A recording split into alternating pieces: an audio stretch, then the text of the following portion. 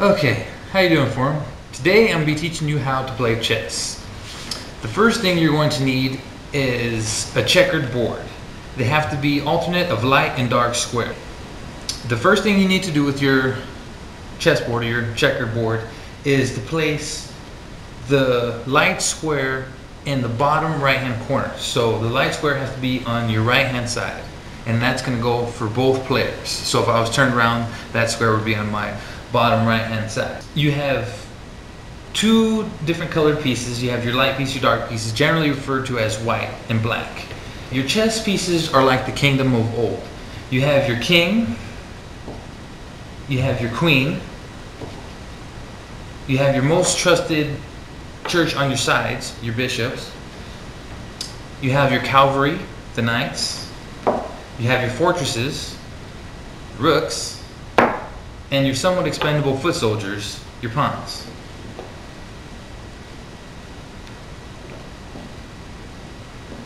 Now, on the opposite side of the board, the pieces are set up the same way.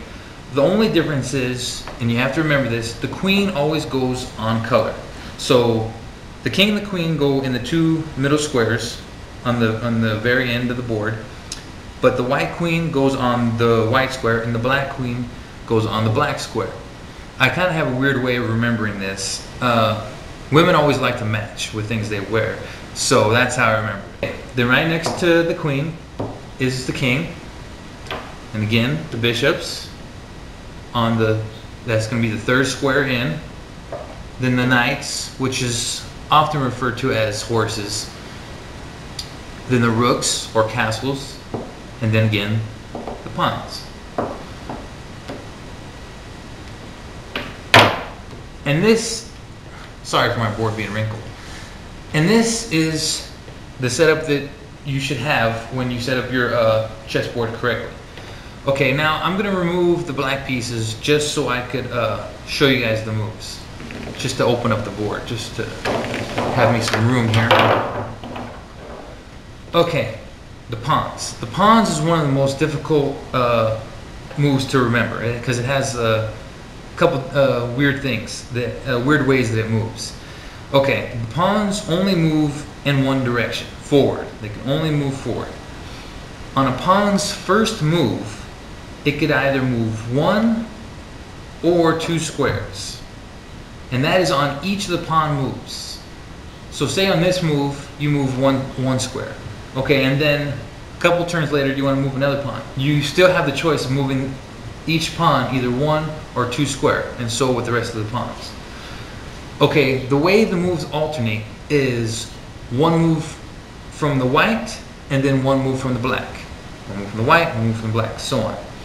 With white going first. White always goes first in the game of chess.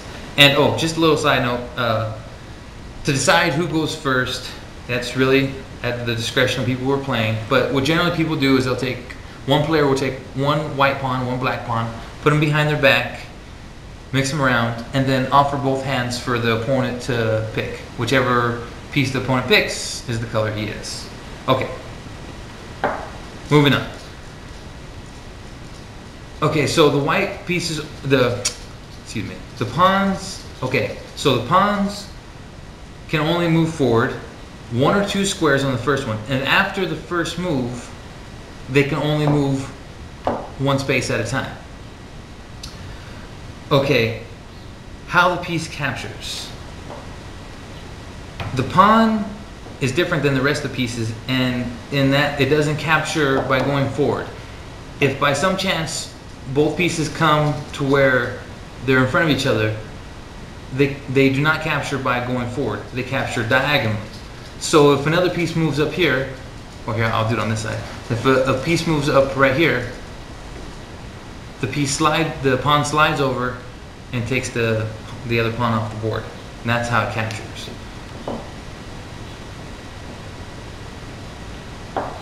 Okay, now, if by some chance during the course of the game you move your pawn all the way to the end of the row, this pawn is automatically promoted. It's a mandatory move. The piece has to change. It cannot stay a pawn. and the pawn could switch to any piece except for the king or another pawn.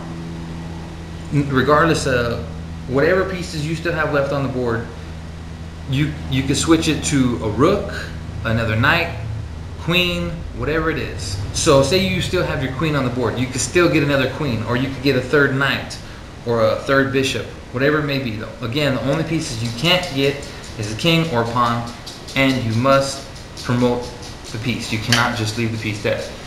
When a piece is promoted, it just switches. Sometimes they'll have extra pieces. As a matter of fact, I have extra pieces. That's why it's good to have extra pieces around. You move the pawn to the last square in the row, and you switch it to a queen. So now you have two queens. So you may want to have some extra pieces on the side, just in case. Okay, now, there is a special move with a pawn.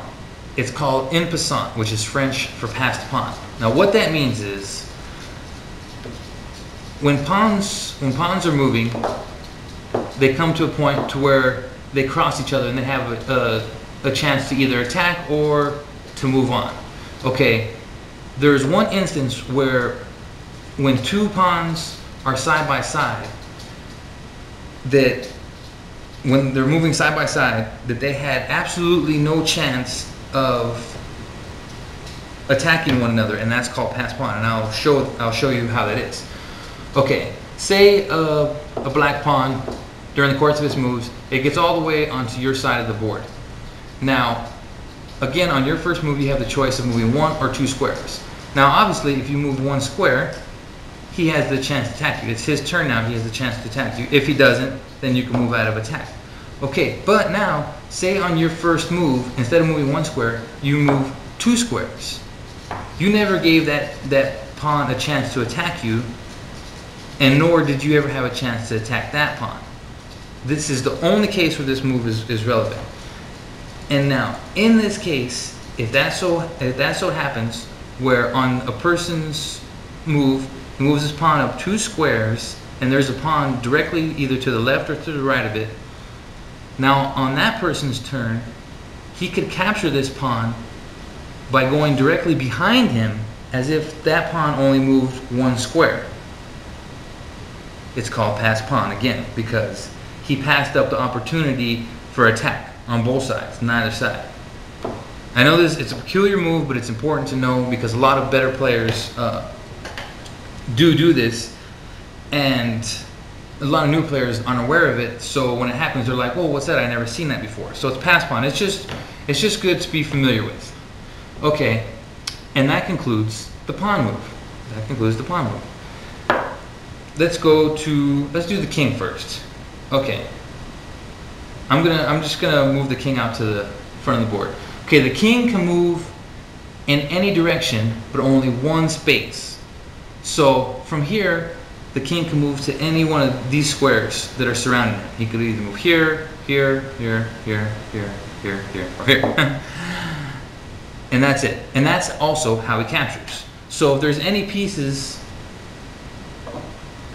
on the squares around him, if he moves that square, that's how he captures the piece.